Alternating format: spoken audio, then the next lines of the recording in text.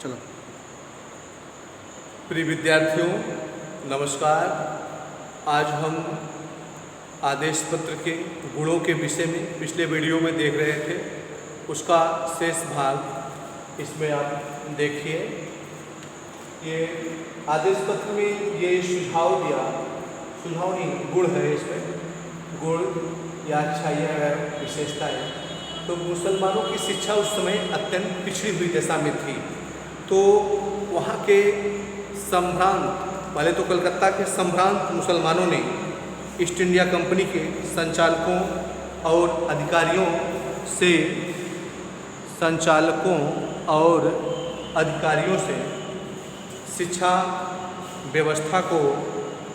शिक्षा व्यवस्था को सुधारने के लिए सिफारिश की। तो अंग्रेज़ों ने मुसलमानों की शिक्षा जो अत्यंत पिछड़ी हुई दशा में थी उसे सुधारने के लिए वहाँ पर मदरसा की स्थापना की। तो मुसलमानों की शिक्षा का विस्तार किया, ये आदेश पत्र की विशेषता थी।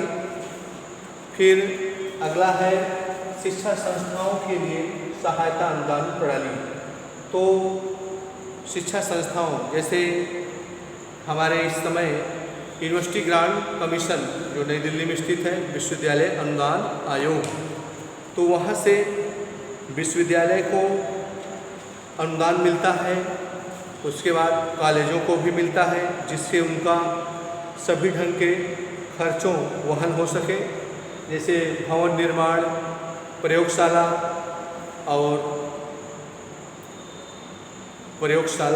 पुस्तकालय, अध्यापकों के वेतन, नए केक होता है। राष्ट्रीय मूल्यांकन एवं प्रत्यायन परिषद द्वारा कॉलेज को ग्रेडिंग दी जाती है, उसके बाद उसको ए ग्रेड, बी ग्रेड जैसा हो, बी प्लस, तो उस प्रकार का उसे अनुदान विश्वविद्यालय यूजीसी देता है, विश्वविद्यालय अनुदान आयोग। तो उस समय भी शिक्षा संस्थाओं के लिए सहायता अनुदान प्रणाली लागू थी। तो इसमें सहायता अनुदान प्रणाली में शिक्षा संस्थाओं के लिए भारतीय शिक्षा को अनुदान देकर सहायता की। फिर उनके आदेश पत्र के दोष में क्या था?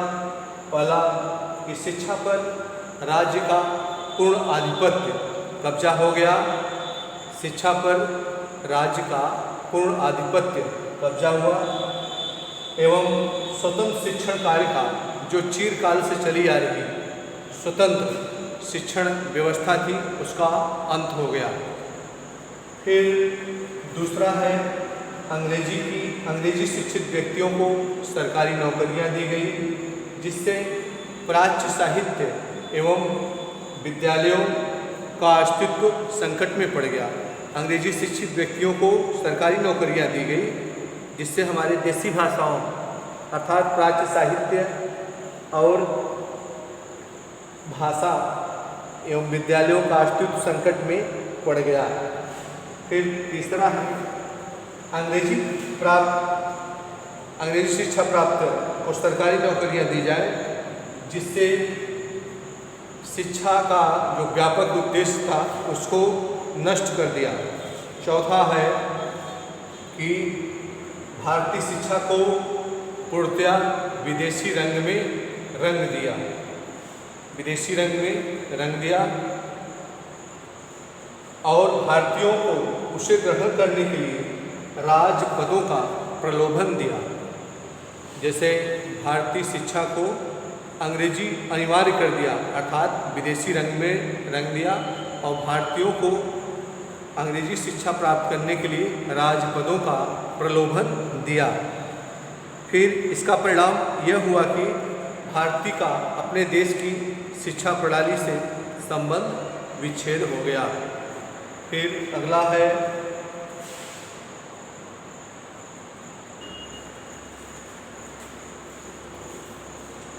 पांचवा है अंग्रेजी को उच्च एवं माध्यमिक शिक्षा का माध्यम बनाया। अंग्रेजी दोष में है पांचवा, अंग्रेजी को उच्च एवं माध्यमिक शिक्षा का माध्यम बनाया। और प्राच्य भाषाओं को गौड़ स्थान दिया। तो अंग्रेजी के प्रति उसने ज़्यादा सुझाव दिया ग्रहण करने के लिए और माध्यम बनाने के लिए उच्च स्तर पर और माध्यमिक स्तर पर, और हमारे यहाँ की जो भाषाएं थी उनको गौड़ स्थान प्रदान किया। विशेष बल उसका अंग्रेजी भाषा के माध्यम से शिक्षा प्राप्त करना था और पाठ्यक्रम में अंग्रेजी को विशेष स्थान देना था उड़ का। छठवां है परीक्षा का स्थान उस समय सर्वोपरि था। तो शिक्षा प्रणाली को उसने देखा तो उसमें परीक्षाओं का स्थान सर्वोपरि था। तो ज्ञान का अर्जन न होकर परीक्षा को उत्तीर्ण करना ही हो गया।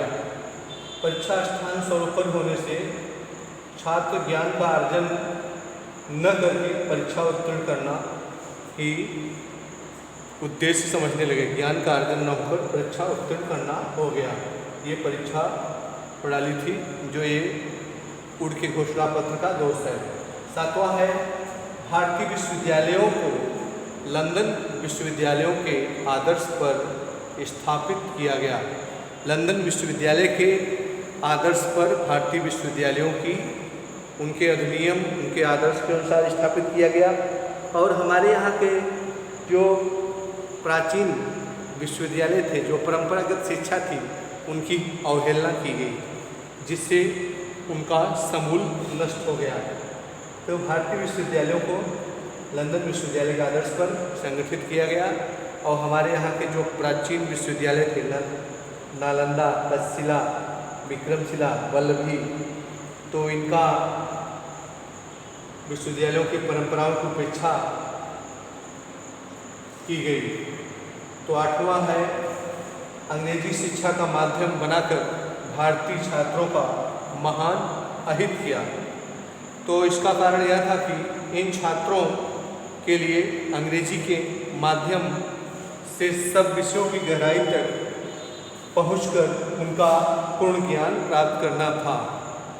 सभी विषयों की शिक्षा अंग्रेजी के माध्यम से ही ग्रहण करते थे भारतीय छात्र। तो अंग्रेजी शिक्षा का माध्यम बनकर भारतीय छात्रों का महान अहित किया। नौवां है शिक्षा परिधि से धर्म को बाहर निकालकर लौकिक बना दिया। अर्थात हमारे शिक्षा पाठ्यक्रम से धर्म को बाहर निकाल दिया और उसे लौकिक बना दिया। जिसको ग्रहण करना हो धर्म ग्रहण करे, जिसको न करना हो न ग्रहण करे, और शिक्षा को धर्म से अलग कर दिया। धार्मिक शिक्षा विद्यालयों में नहीं दी जाती थी। ये उड़ के घोषणा पत्र थी। तो इस प्रकार आप लोगों ने उड़ के घोषणा पत्र का मूल्यांकन में देखा कि क्रमबद्ध शिक्षा संस्थाओं की स्थापना हुई, उसके बाद जन शिक्षा का विस्तार हुआ, निस्यंदन सिद्धांत का विरोध हुआ और प्रत्येक जिले में विद्यालयों की स्थापना हुई 1854 में। ये सिफारिश हुई इसमें, और भारतीय विश्वविद्यालयों को लंदन विश्वविद्यालय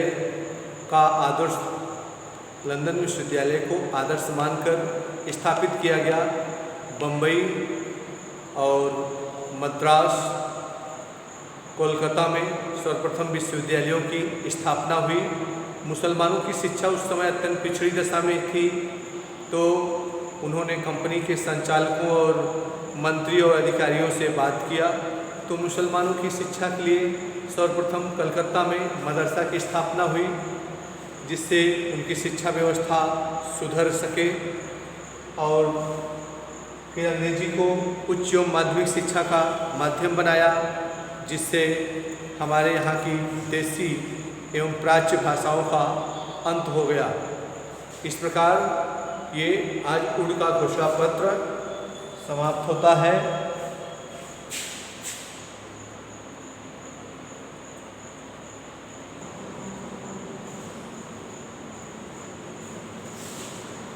अब हम आज भारतीय शिक्षा आयोग हंटर कमीशन के विषय में अध्ययन करेंगे। तो सन 1854 के उड़ के आदेश पत्र के फलस्वरूप भारतीय शिक्षा के अनेक क्षेत्रों में क्रांतिकारी परिवर्तन परिलक्षित हुए। सन 1855 के अंत तक प्रत्येक प्रांत में लोक शिक्षा विभाग की स्थापना हो गई, सहायता अनुदान प्रचलित हो गई, सहायता अनुदान प्रणाली प्रचलित हो गई, ग्रांड इन एड सिस्टम। उसके बाद विद्यार्थियों के छात्रवृत्ति देने की योजना बनी और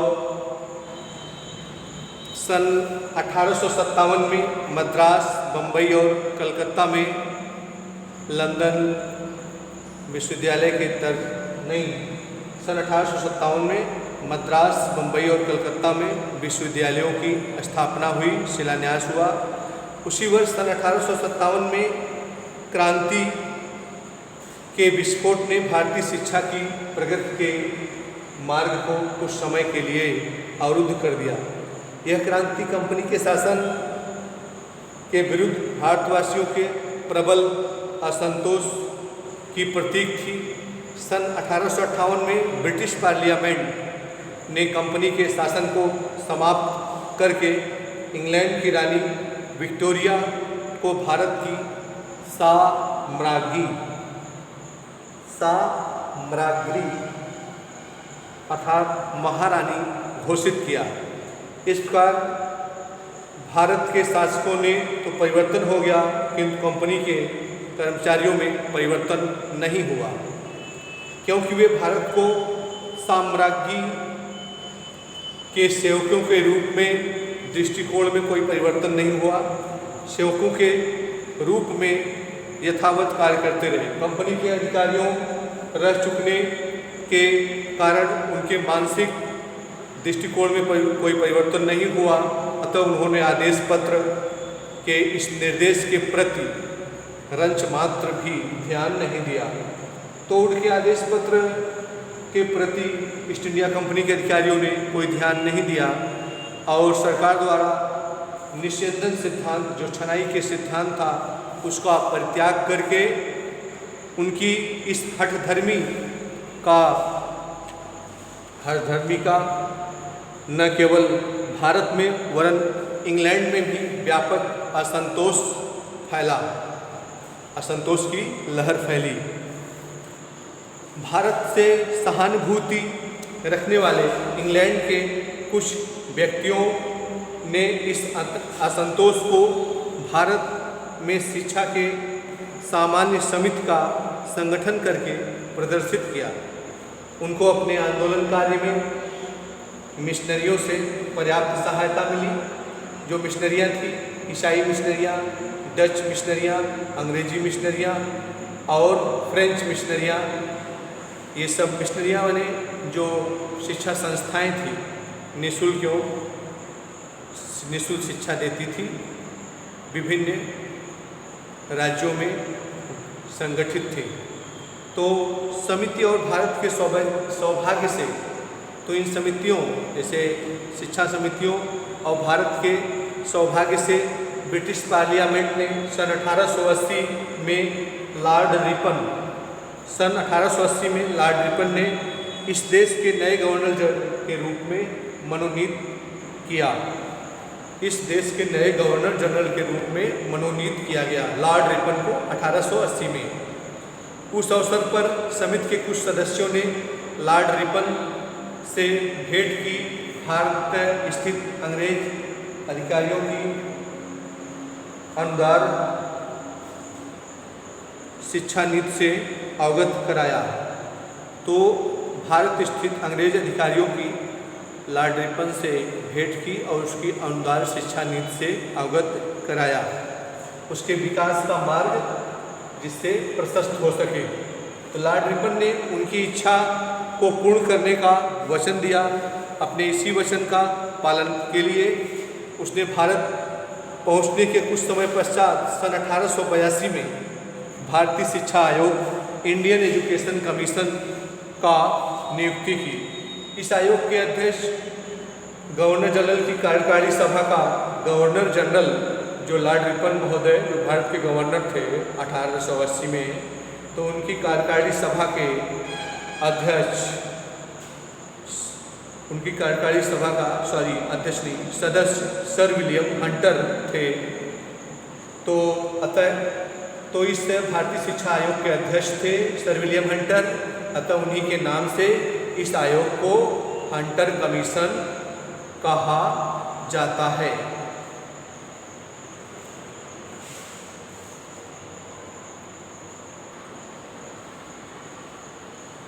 तो भारतीय शिक्षा आयोग की स्थापना लॉर्ड रिपन जो भारत के गवर्नर जनरल थे, उन्होंने सन 1882 में की।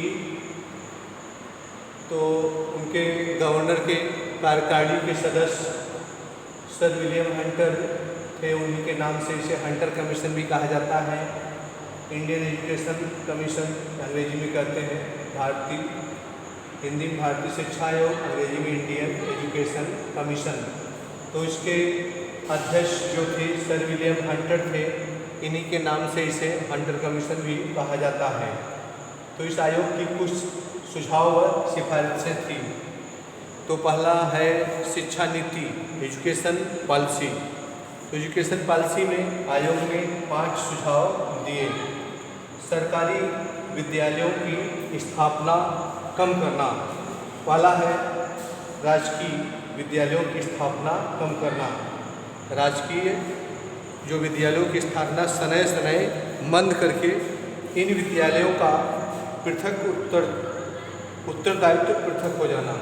तो राजकीय विद्यालयों की स्थापना सनय सनय कम करके इन जो विद्यालयों से सरकार का उत्तरदायित्व है, जो खर्च वगैरह सरकार देती है, उससे पृथक हो जाना, ये हंटर कमीशन का शिक्षा नीति थी। दूसरा है अनुदान प्रणाली को उदार बनाकर, अनुदान प्रणाली सरकार को सहायता अनुदान के नियमों को उदार बनाकर शिक्षा के क्षेत्र में व्यक्तिगत प्रयासों को प्रोत्साहन देना चाहिए।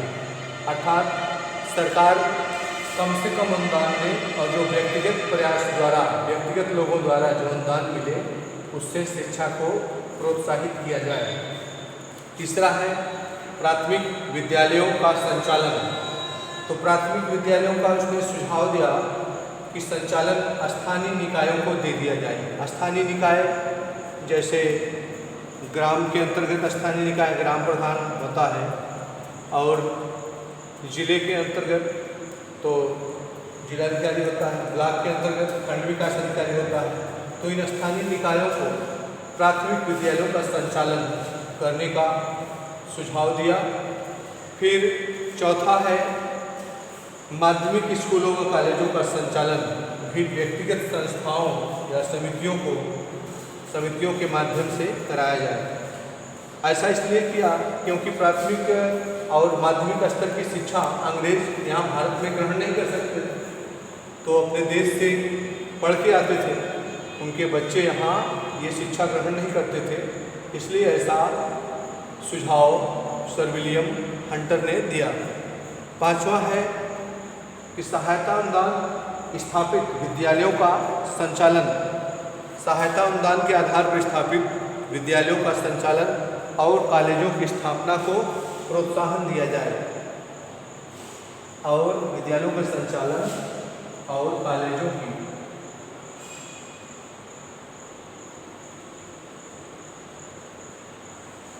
की स्थापना का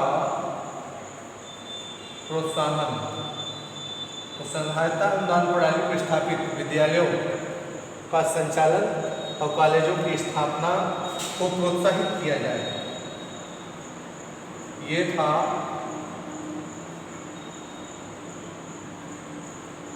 शिक्षा नीति, education policy of Hunter commission.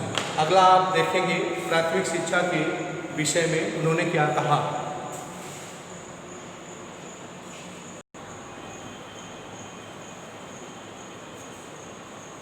तो प्राथमिक शिक्षा, तो आयोग के सुझाव व सिफारिशें जो प्राथमिक शिक्षा के विषय में हैं, तो उसने क्या क्या दिया कि प्राथमिक शिक्षा में प्रशासन किसका चलेगा, वित्तीय व्यवस्था कैसी होगी, पाठ्यक्रम कैसा होगा और शिक्षा स्तर का उन्नयन क्या कैसे होगा।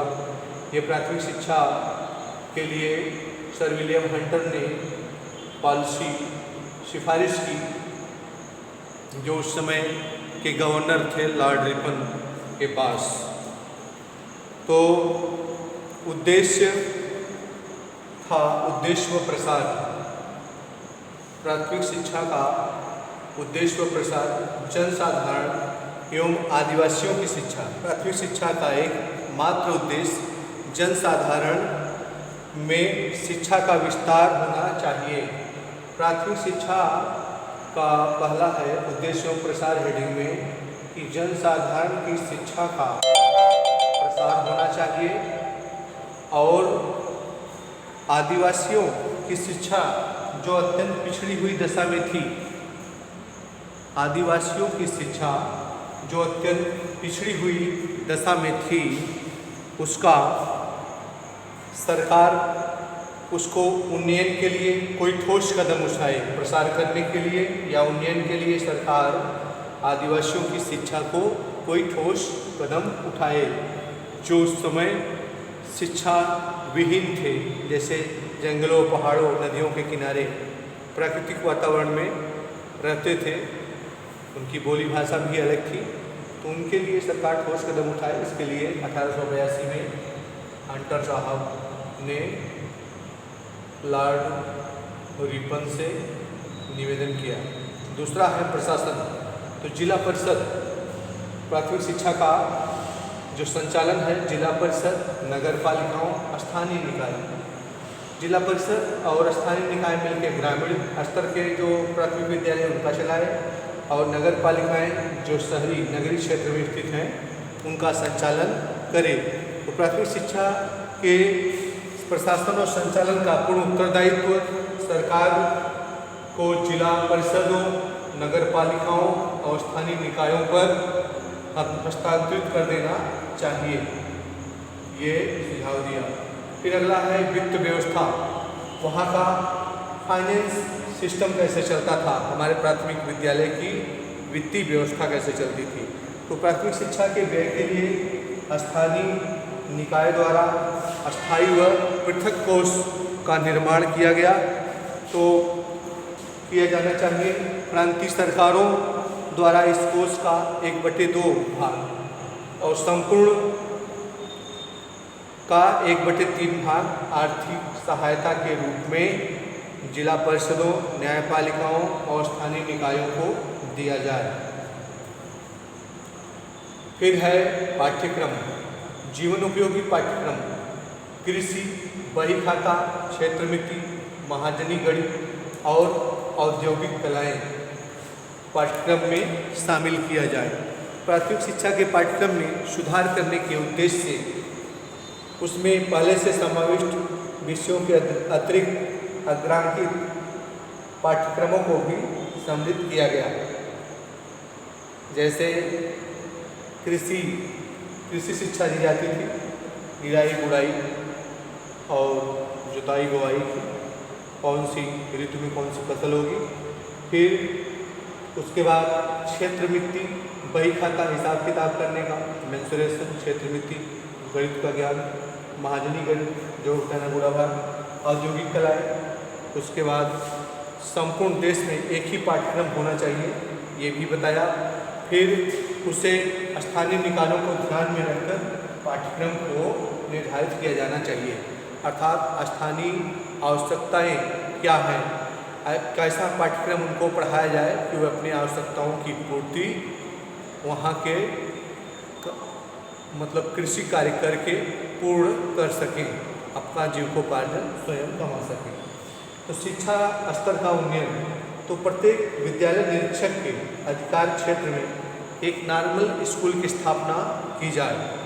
तो प्राथमिक शिक्षा के स्तर का उन्नयन करने के लिए प्रत्येक विद्यालय निरीक्षक जो स्कूल का इंस्पेक्टर होता है, उसके अधिकार क्षेत्र में एक नॉर्मल स्कूल स्थापित होना चाहिए, जिससे वो उसका संचालन देख सके और निरीक्षण कर सके।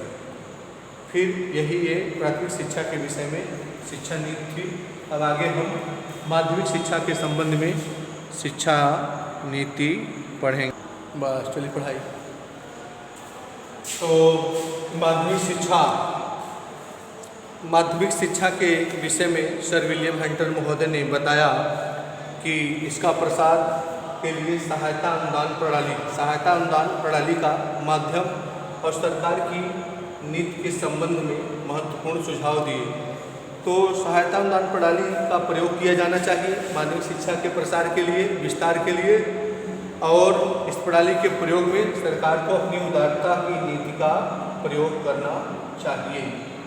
फिर पाठ्यक्रम आयोग ने माध्यमिक शिक्षा के दोषों का निराकरण करने के लिए 2 पाठ्यक्रमों का सुझाव दिया, अ कोर्स व ब कोर्स। तो माध्यमिक शिक्षा के दोषों को निराकरण करने के लिए आयोग ने उच्च कक्षाओं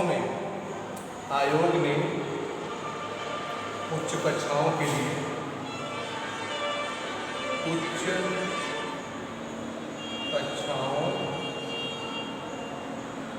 के लिए 2 पाठ्यक्रमों का सुझाव दिया, अ कोर्स व ब कोर्स। अ कोर्स में असाहित्यिक पाठ्यक्रम, असाहित्यिक में जो सामाजिक विज्ञान के विषय हैं,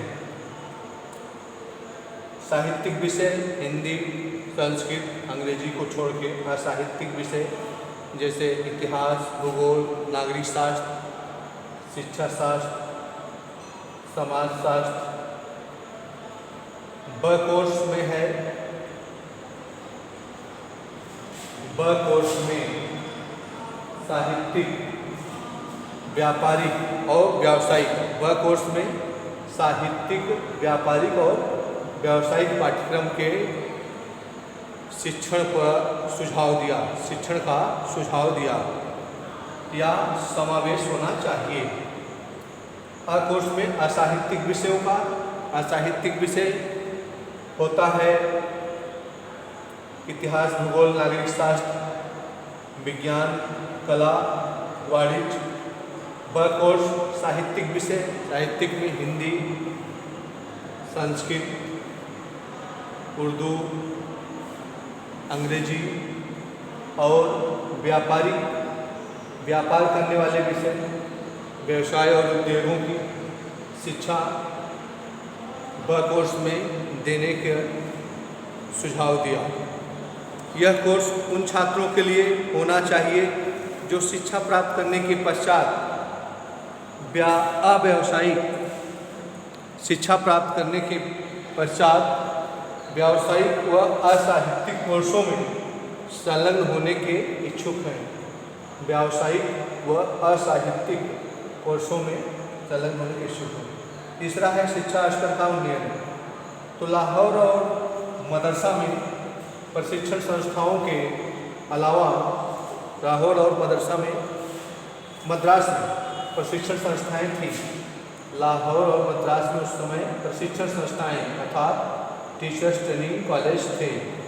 उसके अलावा अन्य स्थानों पर भी प्रशिक्षण संस्थाओं का निर्माण किया जाए, यह विलियम हंटर ने सुझाव दिया भारत के गवर्नर जनरल को। तो माध्यमिक स्तर के उन्नयन करने के लिए लाहौर और मद्रास में पहले से स्थापित जो प्रशिक्षण संस्थाएं हैं, उसके अलावा देश के अन्य स्थानों पर प्रशिक्षण संस्थाओं की स्थापना का सुझाव दिया।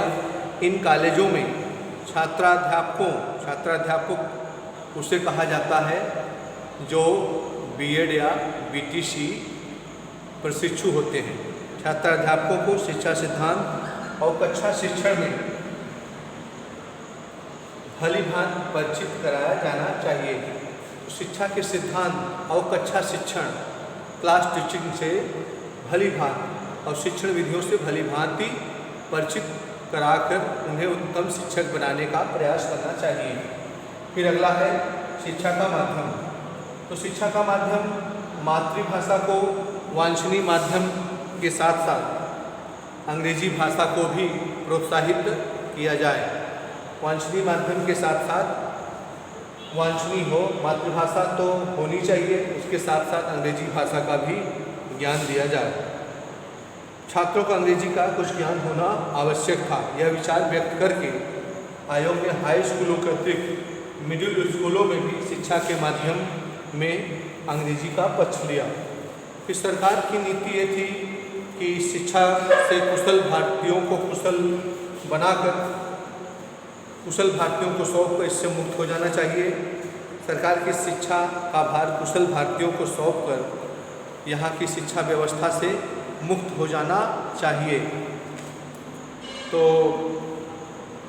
सरकार को केवल अनुदान सहायता अनुदान देकर माध्यमिक शिक्षा को प्रोत्साहित करना चाहिए। आयोग ने यह भी सुझाव दिया कि सरकार को अपने स्कूलों को क्रमशः व्यक्तिगत संस्थाओं को हस्तांतरित कर देना चाहिए और राजकीय विद्यालयों का निर्माण और संचालन उन स्थानों पर करना चाहिए जहां की जनता अनुदान प्रथा के आधार पर विद्यालयों को चलाने में असमर्थ हो। परंतु इस संबंध में आयोग ने सरकार की शिक्षा नीति को अग्रांकित शब्दों में स्पष्ट किया और कहा कि सरकार का कर्तव्य प्रत्येक जिले में केवल एक हाई स्कूल की स्थापना करना है। उसके पश्चात उस जिले में माध्यमिक शिक्षा का प्रसार व्यक्तिगत प्रयासों पर छोड़ देना चाहिए। तो लॉर्ड विलियम बेंटिक ने कहा कि सरकार का प्रयास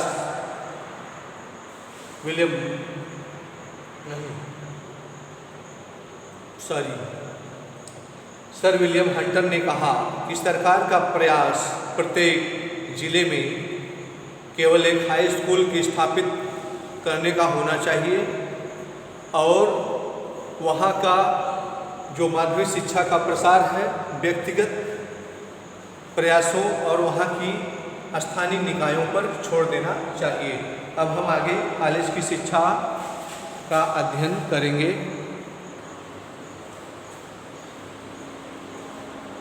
चौथा नंबर है कॉलेज शिक्षा। तो कॉलेज शिक्षा में है कि कॉलेज शिक्षा आयोग की जांच का विषय नहीं था। उसने सार्वजनिक कॉलेजों और उसकी शिक्षा के संबंध में अनेक लाभप्रद सुझाव दिए। तो कॉलेज की सहायता अनुदान प्रणाली के रूप में दी जाने वाली धनराशि को उनके व्यय, शिक्षकों की संख्या, कार्य कुशलता और स्थानीय आवश्यकताओं को ध्यान में रखकर की जानी चाहिए। अर्थात कॉलेजों की सहायता अनुदान प्रणाली जो है शिक्षकों की कार्यकुशलता और स्थानीय आवश्यकताओं और अध्यापकों के संख्या, तो जो सहायता अनुदान प्रणाली की धनराशि जो व्यय होगी, शिक्षकों की संख्या और स्थानीय आवश्यकताओं को ध्यान में रखकर वो खर्च की जाएगी। दूसरा है कॉलेजों को समय समय पर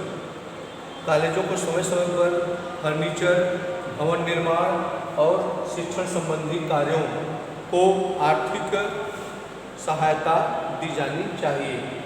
तो कॉलेजों को समय समय पर फर्नीचर के लिए अलग से, पुस्तकालय के लिए अलग से, भवन निर्माण के लिए अलग से और शिक्षण संबंधी कार्यों और अन्य कार्यों के लिए आर्थिक सहायता समय समय पर दी जानी चाहिए। तीसरा है कॉलेजों में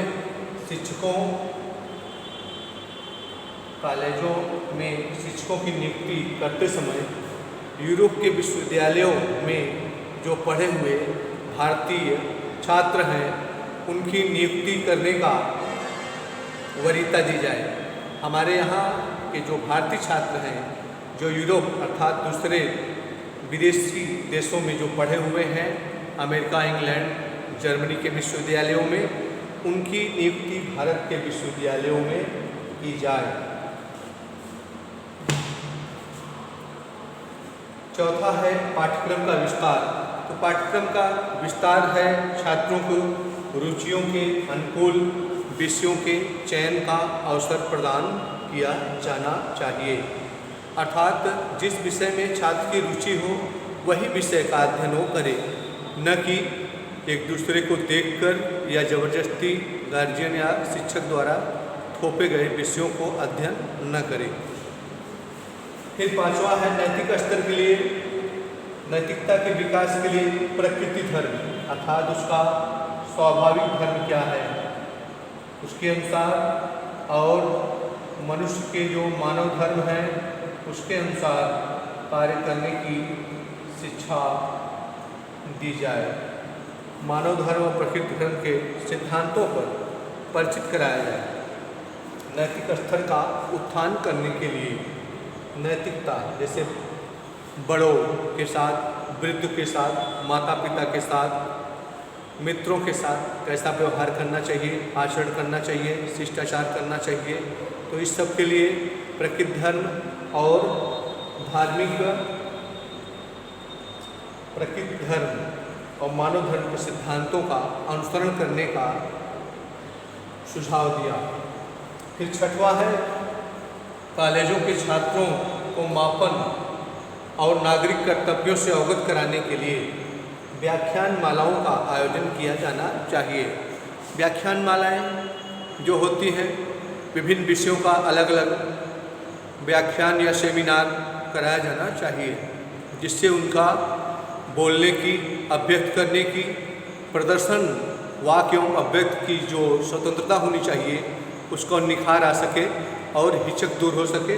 इसलिए विश्वविद्यालयों में, कॉलेजों में व्याख्यान मालाओं का आयोजन राष्ट्रीय स्तर या कॉलेज, जिला स्तर, प्रदेश स्तर या अंतर्राष्ट्रीय स्तर पर किया जाना चाहिए। आजकल तो राष्ट्रीय और अंतर्राष्ट्रीय स्तर पर सेमिनार होते हैं, तो इस प्रकार व्याख्यान मालाओं का आयोजन होना चाहिए। सातवां है स्कॉलरशिप, छात्रवृत्तियाँ।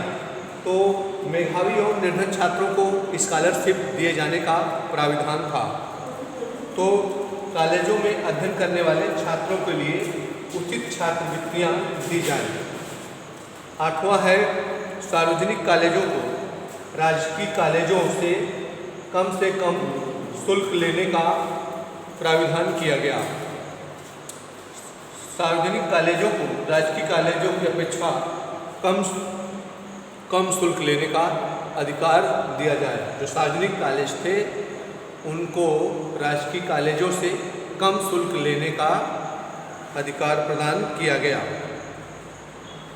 फिर आगे हम देखते हैं विशिष्ट शिक्षा।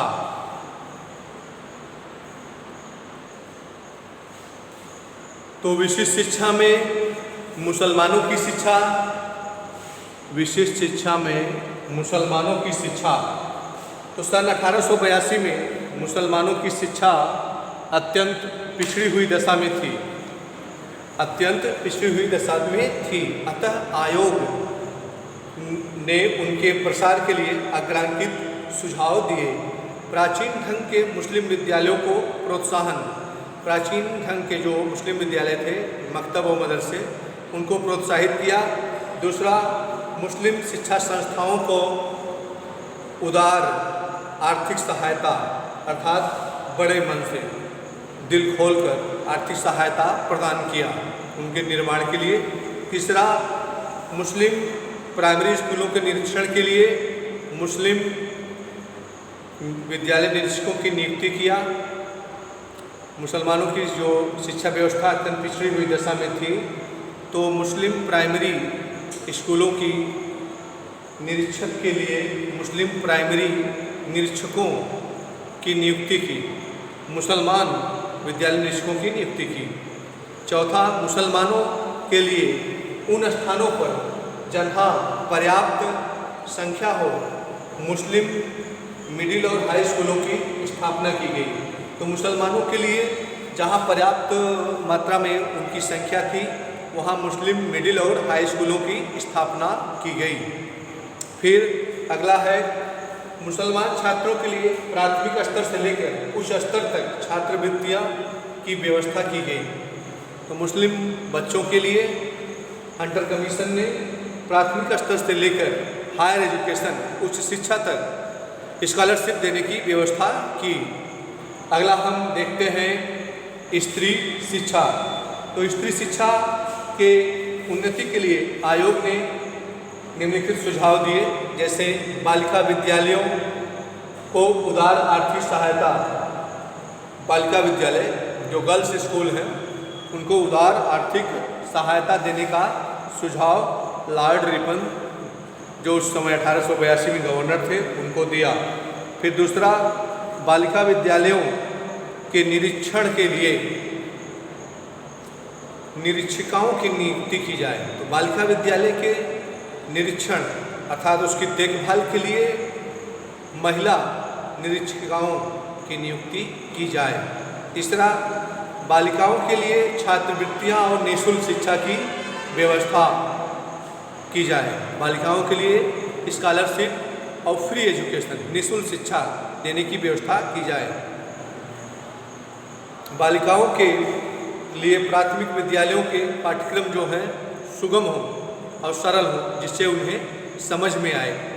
पांचवा, पर्दा में रहने वाली बालिकाओं के लिए उनके घरों पर शिक्षा देने के लिए अध्यापिकाओं की नियुक्ति की जाए। तो मुस्लिम भी थे उस समय, तो मुस्लिम बालिकाएं पर्दा में रहती थी, इसलिए मुस्लिम बालिकाओं को शिक्षा देने के लिए उनके घरों पर अध्यापिकाओं की नियुक्ति की जाए।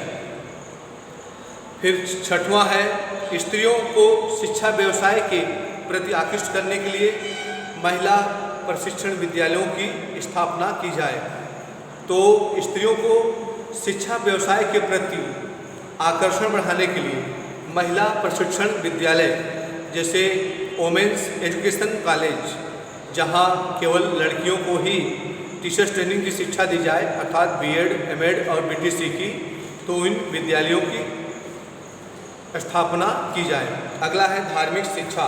तो धार्मिक शिक्षा के विषय में आयोग ने बताया कि धर्मनिरपेक्ष राज्य की शिक्षा संस्थाओं में धार्मिक शिक्षा का दिया जाना संभव नहीं है।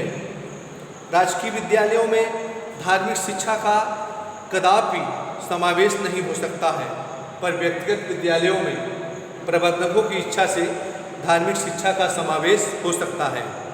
तो उस समय धार्मिक शिक्षा जो है गवर्नमेंट कॉलेजों में नहीं दी जा सकती थी। जो प्राइवेट कॉलेज थे जहाँ प्रबंधक उसके मालिक होते थे, तो वहाँ पर प्रबंधक अपनी इच्छा के अनुसार वहाँ धार्मिक शिक्षा लागू कर सकते थे। तो इस प्रकार ये रहा प्राथमिक शिक्षा, माध्यमिक शिक्षा, कॉलेज शिक्षा। तो हंटर आयोग ने क्या क्या सिफारिशें से की, सर विलियम हंटर ने 1882 में, तो उसको लॉर्ड रिपन जो उस समय भारत का गवर्नर जनरल था, तो उसको उसने सुझाव दिया। अब अगली वीडियो हम अगला वीडियो हम नेक्स्ट क्लास में देखते हैं। धन्यवाद। आज का क्लास यहीं समाप्त होता है। नमस्कार, थैंक यू।